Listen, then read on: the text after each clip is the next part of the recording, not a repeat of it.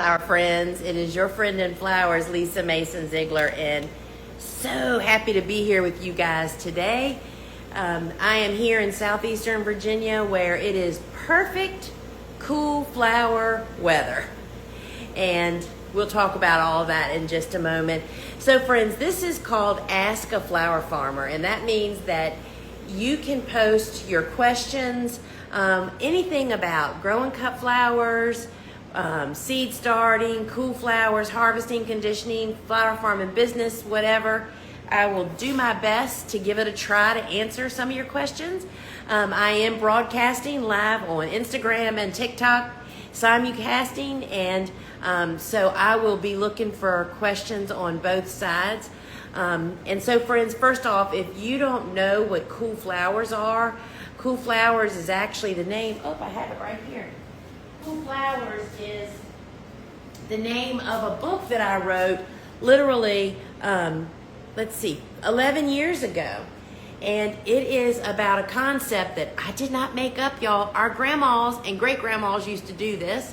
It's how to figure out when you plant cool season hardy annuals for your garden, no matter where you live.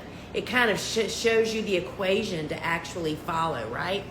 And who are cool season hardy annuals, y'all? We're talking about sweet peas and snapdragons and bells of Ireland and Tweedia and Status and Lizzie Anthus, for Pete's sake. They're all cool season hardy annuals, and when they kind of have an awkward planting time, and when we figure out the right planting window for our garden, y'all, they're the easiest to grow group of flowers that I've ever grown. Anyway, this little book, Cool Flowers, which we'd love to send you one. You can find it on my website. When you purchase from the Gardener's Workshop, you actually get a bonus free video book study that comes along with it. And anyway, that's kind of what we are knee deep here in southeastern Virginia, because for many of us, depending on where you live and what your winter lowest temperature is, many of us can fall plant a lot of these. Some of us may be familiar with, I guess, pansies, right? Pansies are a cool season hardy annual. And many areas can plant them in the fall. Then they kind of go dormant for winter. They sit there and look like a frozen popsicle. Then they jump back to life in spring. And that's kind of what happens with cool flowers.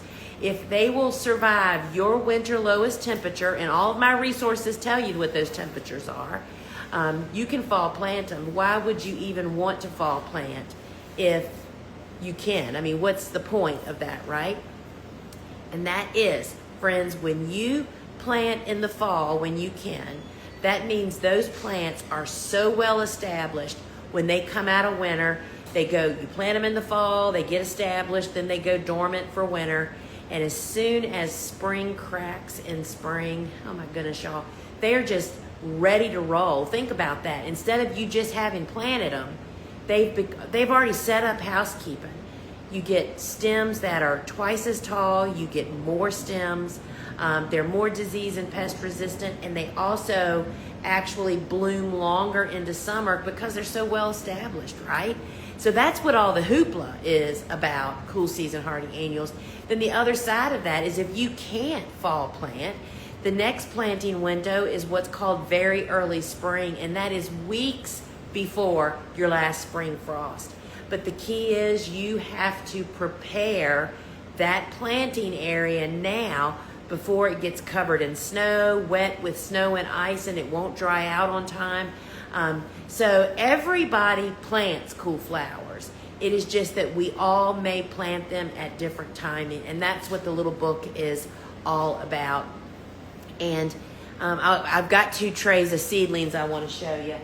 So yesterday I actually direct sowed, I think it was 20 different seeds. So we plant seeds the way that they prefer to be planted. Some seeds really do best planted straight outside in the garden, right? Other seeds really need to be started indoors. So the ones I planted yesterday out in the garden are famously best direct sown.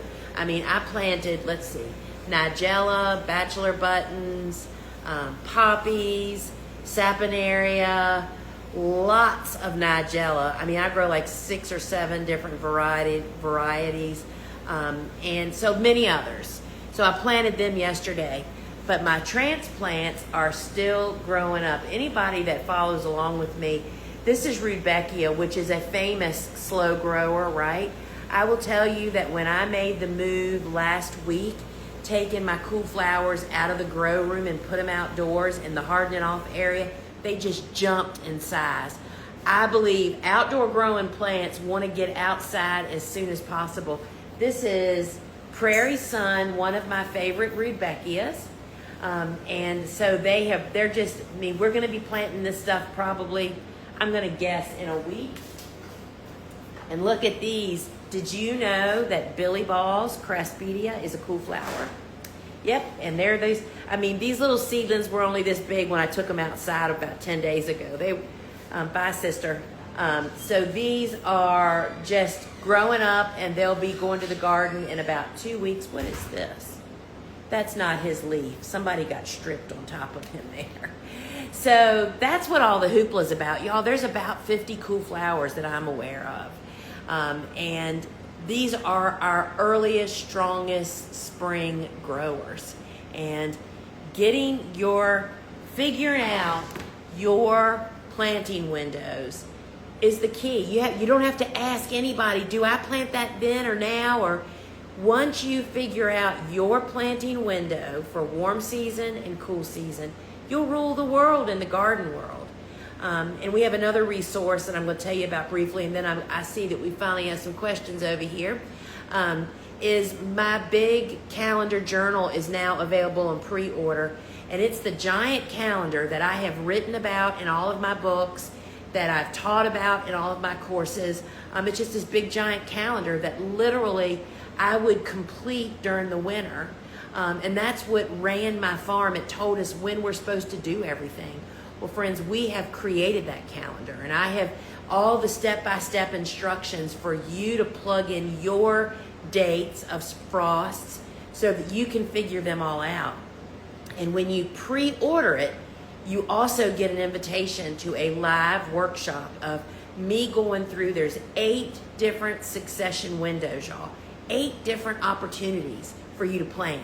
Nobody will ever be behind again. You just pick up where you are, right? Anyway, you can if you're in Instagram, you can actually comment calendar. But on TikTok, you can just go to our website, thegardenersworkshop.com. It's at the top of every page. It's $39.95 plus shipping. And we are getting down to the wire. The first printing will be shipping in late November. So that's what you want to get in on. And anyway, I'm over the moon with this. Is just the best tool. It's the most useful, easy to use tool. It's a guide. I guide you how to fill it out, and then it's going to guide you throughout the season no matter how hot and tired you are, right? So, all right, so we got some questions now. All right, so first let me look over here. See, good old TikTok doesn't have a place for us to put questions, so I have to look back. So let me just do that. And my yellow shirt makes it hard to see the writing. All right, friends, and I would love for you to share this live with your friends. Let them know that you're over here if you think they have a question or they might enjoy hearing about this. All right, so here we go. First question. Have you ever grown Salvia harmony, otherwise known as clary sage? Yes. Some sources online say it's tender, while other sources say it's cold hardy. Have you grown this plant? So Brittany is asking about a specific variety of salvia, and is it a cool flower? You know, I have grown clary sage. I stopped growing it. It's got such a strong fragrance, which we sold primarily to florists, and they were not up on the fence about having, other than a little sweet fragrance like of a sweet pea, they weren't all about fragrance, so we stopped growing it. I honestly, Brittany, cannot remember, so do a test. So I don't remember where you are, Brittany. I know that you're, I I've seen you in other places. And thank you for being a loyal follower and member. So I would say if I have a question about whether a flower is a cool flower, I always first off start it and fall plant it and cover it, give it extra TLC. But know that I'm going to also plant it again in very early spring, because for me, like for instance, there's several plants that are right on the edge. They just need too much coddling for me to fall plant, but technically they're supposed to survive my winter. Tweedia, Clarkia, Godicia. Some years they survive because we don't have a wild swing. Other years they don't. So I just plant them in very early spring, and you may find that that's what that is. And there's so much conflicting information online, that's what I would do to test it out. And the other thing is, it seemed to me, I remember clary sage was not tall enough for me. And perhaps planting it, if it is a cool flower, at the right time will also make the stems get taller, right? I was actually just in one of my groups saying this morning. What happened when I stumbled onto cool flowers 28 years ago, however long ago it was, what I learned, it's like I had been trying to grow snapdragons and just planting them in spring like the rest of the world, the common world is doing. And they just never grew tall. They got sick and diseased really quickly. When I learned that I'm supposed to fall plant those where I live here in southeastern Virginia, and all of a sudden I had snapdragons that are 36 inches tall with big honking stems and beautiful blooms and 10 to 15 stems per plant. Why did that all happen? Because they were so well established. Planting at the proper time changes everything, y'all. It's not when you buy it at the nursery I'll tell you, as a retailer, retailers have available when people demand it. And so many cool season hardy annuals have been just kind of defaulted to spring plants, and that's way too late, right? So anyway, getting off my horse about that. So Brittany, my answer is I don't know, and that's how I would actually test it. All right, let's see what else we got over here. Jenny, just tried soil blocking for the first time this week thanks to your coaching. If a seed needs to be covered, do you just sprinkle some of the wet soil mix on top?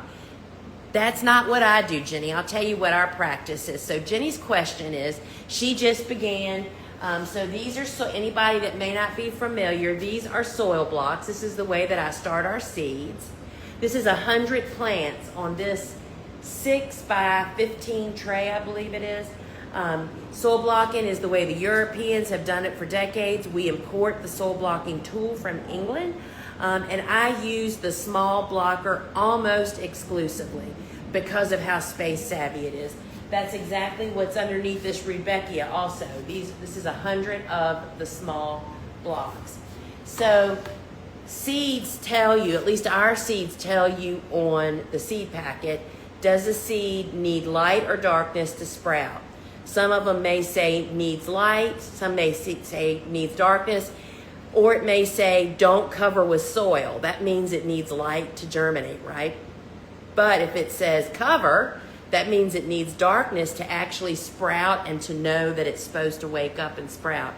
So with a soil block, most small seeds are, if it's a small seed, you just push it deeper into the block. Like for instance, we start zinnias, cosmos, and marigolds in these small blocks, y'all. People are so surprised by that because they're long, skinny seeds. Well, they need to be covered, right? Well, we don't lay it on top and put soil on it. We just poke it pointy end down into the block, and that covers the seed, and that creates darkness. So if you have a small seed and it says cover it, you just push it with your toothpick deeper into the block. We don't sprinkle anything on top of our soil blocks. And again, that just, as a busy flower farmer, that is just one more step that we find that's just not necessary. You just simply push it deeper into the block. So Jenny, welcome to the soil blocking group of people. It's huge, right? And I'm so glad you're trying it. And I think once you start soil blocking, you just don't even know how you ever didn't soil block before. high rate of germination, success, incredibly healthy, hardy little transplants, and it's so space savvy. So Ann asks, is pumpkin on a stick pumpkin on a stick, which I happen to have some right behind me, I'm going to show you. Mine is about 2.5 feet tall, looks so healthy and amazing, but thought it would have flowers and fruit by now. When did you plant, Ann? So, yeah, ours are loaded with fruit. I just did a thing with my membership, and I meant to show them this too, or actually I think I did. So we just harvested a boatload of this. It's about this tall out in the garden. I don't know right off the top of my head what the days from seed to bloom are, but yes, they should get little white blooms, and then this is why it's called pumpkin on a stick. Y'all look at them, they look just like little pumpkins. Aren't they the best? This is actually an ornamental eggplant with thorns, by the way. High value cash crop. And we also, because they tend to bloom first down at the bottom and then later the top starts, we harvest the bottom fruit because we don't want to cut the stem and whack off the top half because they haven't bloomed yet and haven't developed, right? So this is really a very high value crop. You could sell a bazillion of these at the farmer's market. And we used to charge by the pumpkin that's on the stick. You know, if there's only 3 pumpkins on there, that shouldn't cost as much as one like this that has 2, 4, 6, 7 pumpkins on it. Great crop for florists. So, Ann, I would think so. I'm not sure where you are. I know that we've talked before. But yeah, October is their month. So that's what you need to... Oh, sorry. Hit the wrong darn button, y'all. All right. Do you have to be careful to keep bunny tails adequately watered in the garden? Mine dried up before achieving harvest length. So, Jane, bunny tails, if y'all have never grown bunny tails, it is the sweetest, softest, cutest thing you've ever seen. It's like a bunny tail. It is a grass. And Jane, it is just blooming short. It's a cool flower, by the way. You know, we fall plant it and winter it over. I thought that was going to be the secret, that when I did that, they were going to grow beyond this tall. We did get them maybe like 12 or 14 inches tall. And so I have not seen them taller than that. So I do not have a secret for that. But I don't know when you planted them, but I don't know whether watering would make a difference or not.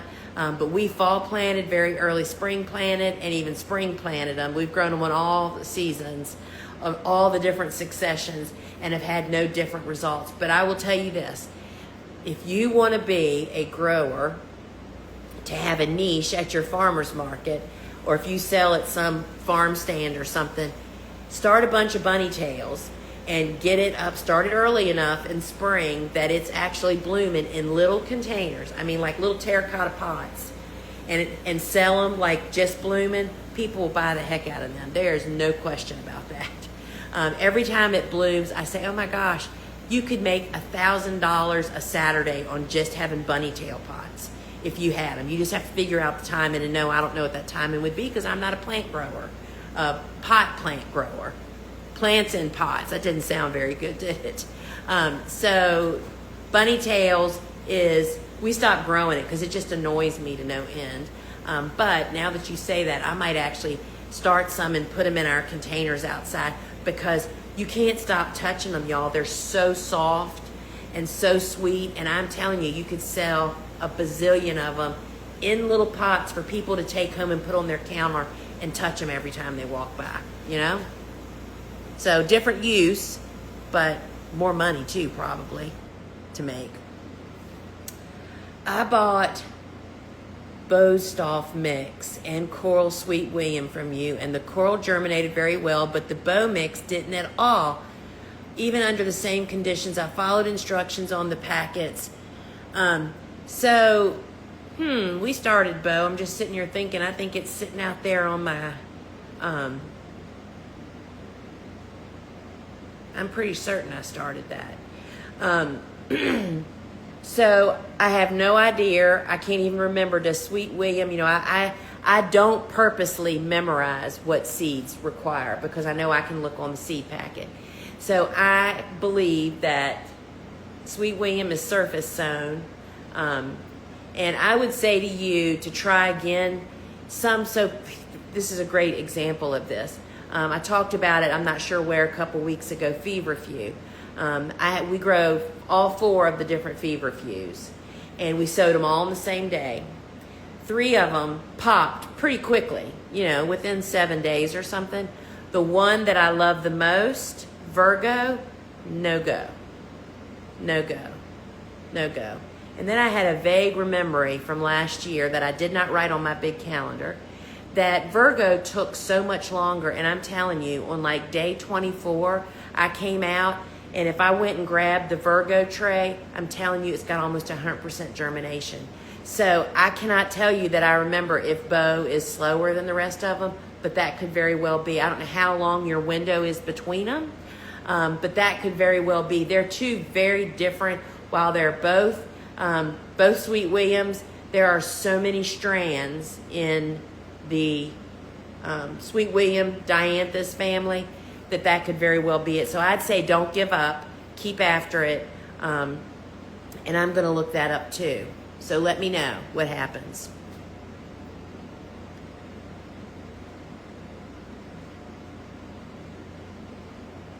So I got to move to be able to. So Deborah said she failed with some seeds and she just bought more and is trying again. Y'all, I killed more seeds and more fails than most people will try in their lifetime as a flower farmer, just by sheer volume. You just have to keep practicing. Honestly, you're juggling a lot of little factors. When your seed's starting, air temperature, moisture level, the soil, is the seed sown properly, what's the warmth coming up from the bottom. It takes a lot of different moving parts. So that is a great attitude to have, Deborah. And that's a learning. Oh, you are so on it, Deborah. She says it's a learning curve, and I could not agree with that more. I started sweet peas. Will they make it in San Diego? I would say that I don't know anything about San Diego's temperatures, but I'm thinking you don't get really cold there. I fall plant sweet peas. Sweet peas, I believe, are winter hardy to zone 7. If you do not know your winter hardiness zone, if you're in the USA, when we get off here, you need to go to a search engine and say, this is my zip code. What winter hardiness zone am I? And write it on the wall, y'all. You've got to know this information. But I feel certain that we haven't even started our sweet peas yet. We'll be starting them next week. We grow them for 2 weeks before they get planted out in the garden and they winter over. And I think you will be just fine with those sweet peas.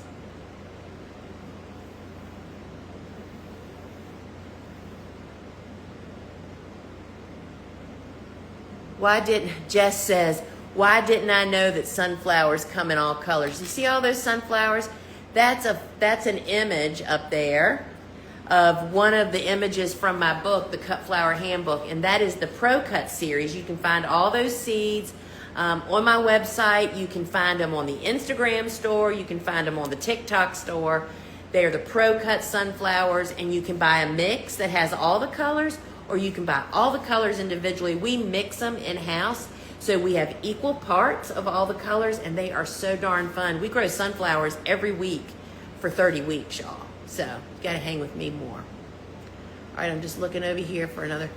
My shirt covers up, makes it hard to read the light color type. All right, so back over here to Instagram. Okay, Lars said, I just transplanted my soil block snaps. I added a row cover without a hoop. First time using row cover. It smashed them down a little bit. Should I pinch or not worry about it? So first off, so you can use, if it's our row cover, that means it's the lightweight float. They call it the floating row cover because it's so lightweight. It can in fact be used without hoops for short-term use. I typically don't do that anymore. After I learned how beneficial hoops are and how many other uses the hoops have. We hoop everything. But if you use it temporarily and lay it on top of your plants and they bend down, typically they will pop back up once you remove it.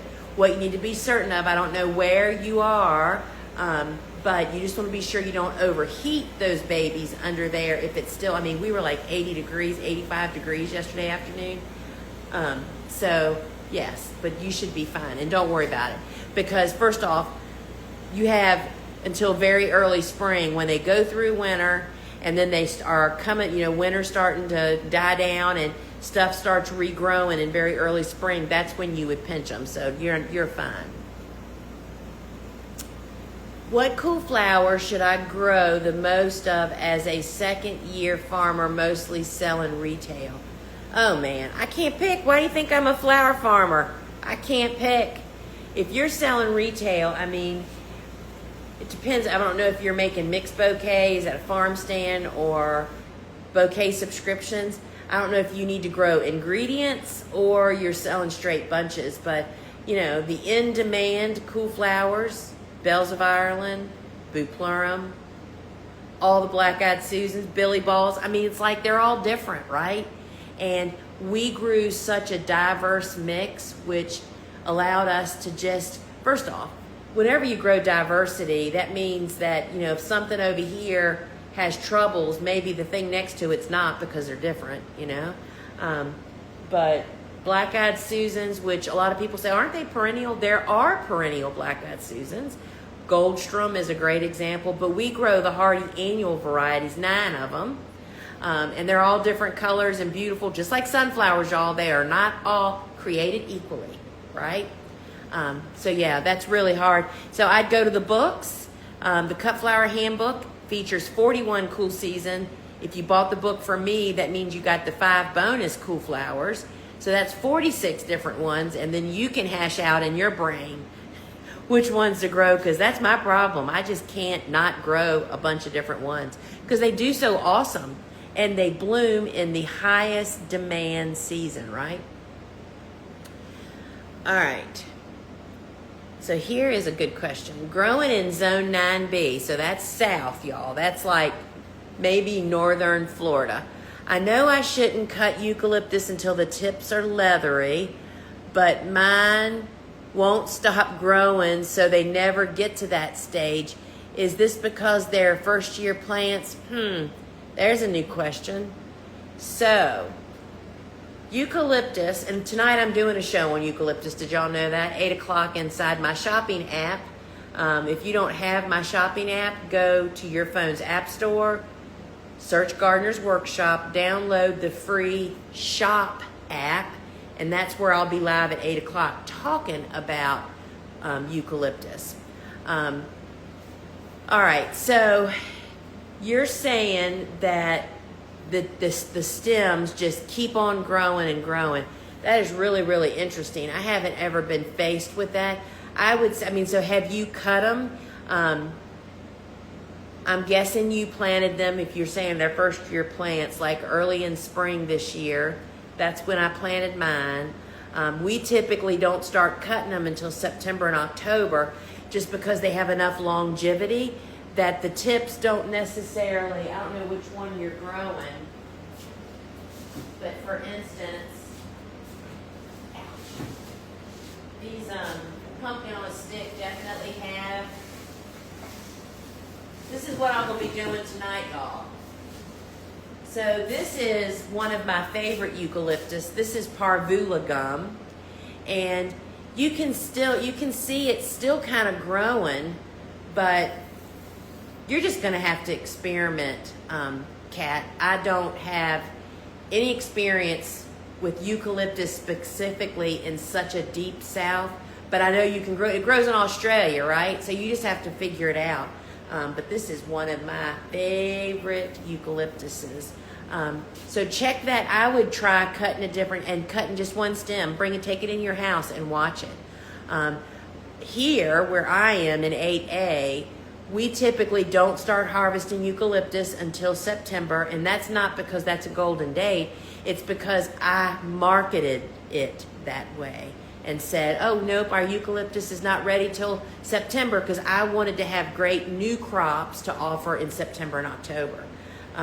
But anyway, so let us know how that goes. That's what I would do. I would just cut and test and see. But gosh, you can overwinter it down there really easy, which means the second year it's going to be ferocious. You're going to have to really cut it a whole bunch to keep that booger in line. All right, friends. Let's see. I don't think there's no more over there. Let me look over here and see if we got any more. All right. Deborah says, I have all your books. I'm just starting. This is so fun. Aw, Deborah, congratulations. I'm glad you've discovered gardening. Gardening will save your life. It saves a lot of people. It saved my life too, probably. You know, I mean, you just love doing it and you fall in and don't realize how many hours have gone by. And it is, I am 30 years in, y'all, and I still learn stuff. I posted today on social media a picture of me with two of my peers, Dave Dowling and Ellen Frost, two spectacular cut flower industry leaders. And I just love hanging out with them, because not only are we all doing the same stuff, I learn something all the time. And, you know, I'm just going to close with this and say, if you're in a business, and none of us are ever educated enough, you always, because business changes constantly, you have to seek out people that are doing what you want to do. You know, it's like, that's what I want to do. I want to do it like her. I want to be like her, or I want to offer what she's offering. Those are the people you need to cling to, not the people that are in the same spot that you are. And I'm not going to get up too high on my horse over this, but it just distresses me when I go into some of the Facebook groups of what are flower farmers. There's so many different ones, and people are asking questions of the people that are in the very same position that they are, inexperienced and not familiar yet, and then taking it as gospel. And you need to be asking people. That's why it's just so essential to become a pro. Join the ASCFG, Association of Specialty Cut Flower Growers, which is a pack of people that are doing it. It's just an organization of education, y'all. You know, you just, to get better, that's how you do it. And that's what I've done. I've always chased the ankles of people that were doing what I wanted to do, to just be in their midst. I didn't get to become friends. People that I now look to as mentors, they don't even know who I am. I follow them on social. I consume their courses, their books, their videos, their YouTube channels. I mean, I'm just doing it, right? And you never reach that goal, and you just keep after it. And anyway, I'll get off that now. So friends, thanks for joining me today for Ask a Flower Farmer. Next Wednesday, same time, same place, 3 o'clock, TikTok and Instagram. And don't forget, tonight, I will be talking eucalyptus inside my shopping app, which is free. Go to your phone's app store, search Gardener's Workshop, and get my shop app. And that's where you'll find me live at 8 o'clock tonight and 12 o'clock on Fridays. But inside the app, you can also watch the replays, and you can shop. It's just like QVC, y'all. We show you what we're doing and how we're doing it, and if you want it, you can buy it. It's really pretty awesome. And friends, go get your calendar right now before the first printing sells out, because you want to be in. You want to get it before you want to get in on that November shipping date, the end of November. All right, my friends. Until we meet again. Ciao.